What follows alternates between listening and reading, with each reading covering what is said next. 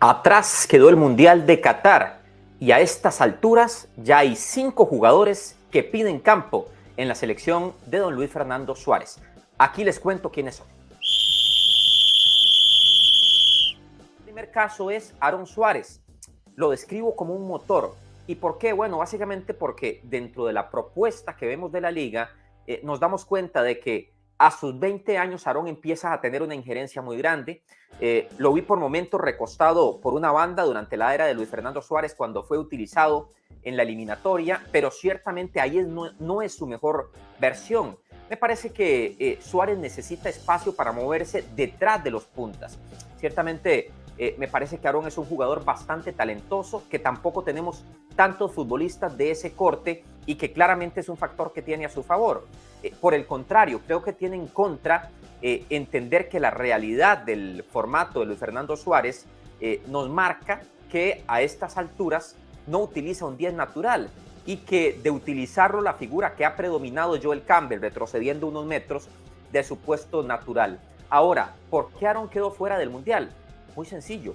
Aaron queda fuera del Mundial porque faltando unos meses para la Copa del Mundo, sufre una lesión que le impide mantenerse dentro de la base y que al final de cuentas hace que otros jugadores aparezcan y le roben su espacio. Su momento actual nos dice que es titular en la liga, que ha podido evolucionar en el número de goles con respecto a los últimos torneos y que su injerencia ofensiva claramente lo marca como un jugador importante. Ahora, ciertamente hay una realidad que marca un poco todo el tema Suárez y es la percepción de con quién compite.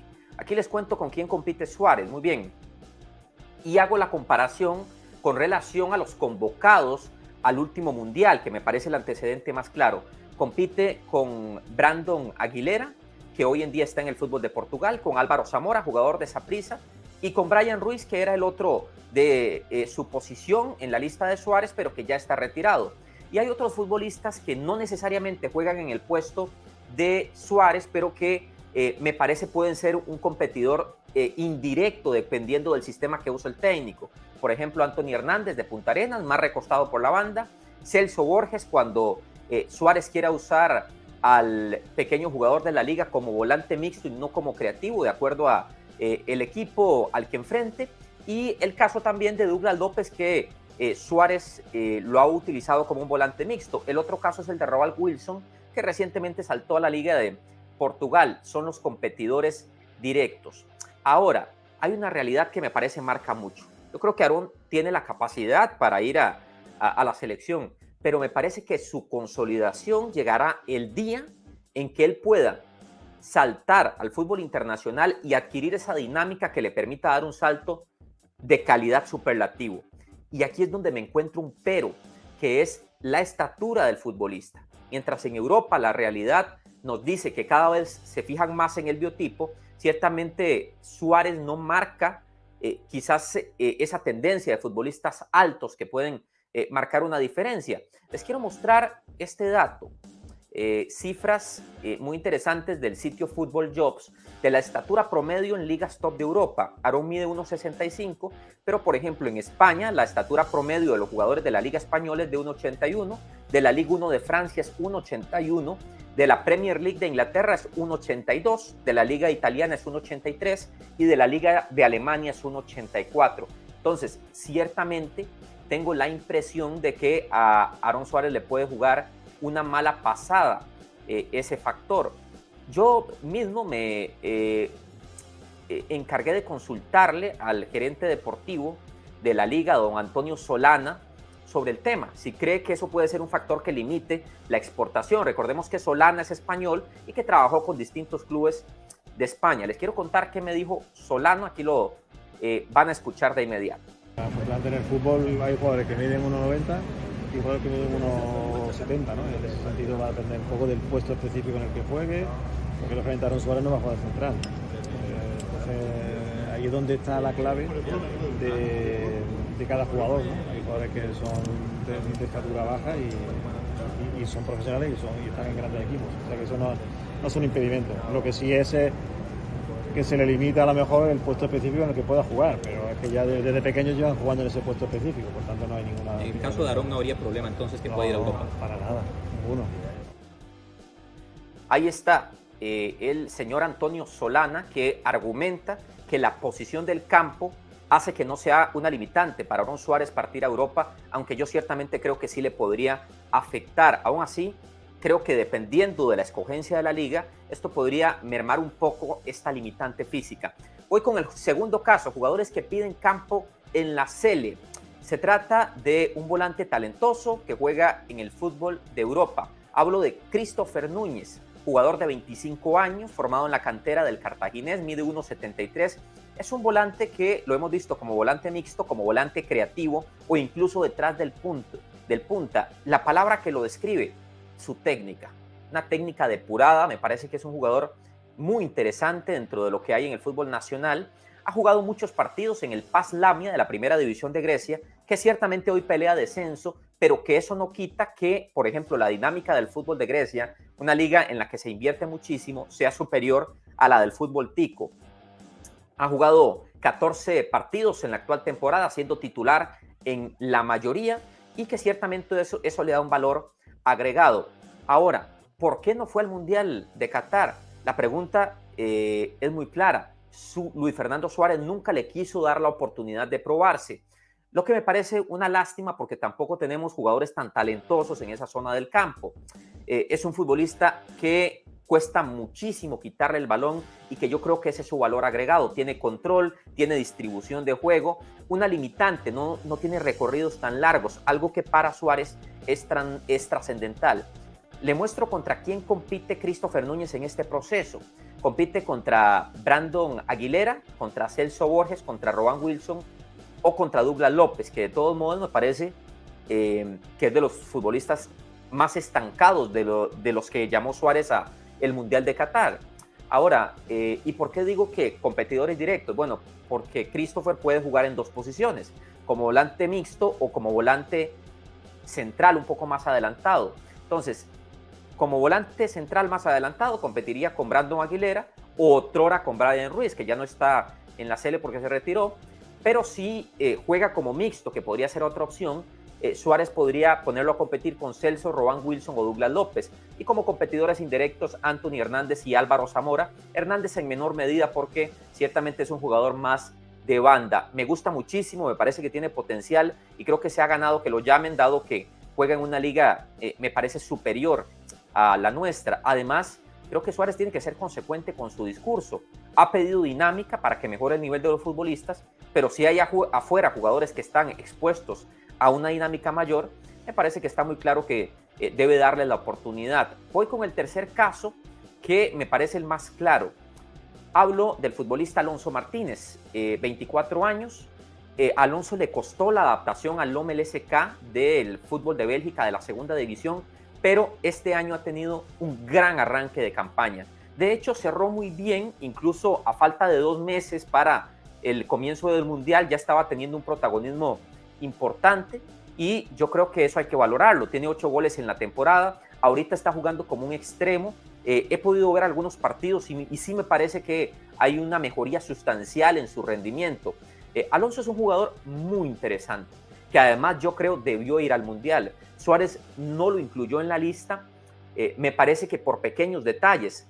Alonso tuvo un arranque de temporada cuando saltó a Bélgica muy complicado, le dio COVID varias veces, tuvo una lesión de rodilla y eso al final afectó su ritmo y su rendimiento cuando Suárez lo llamó a la selección.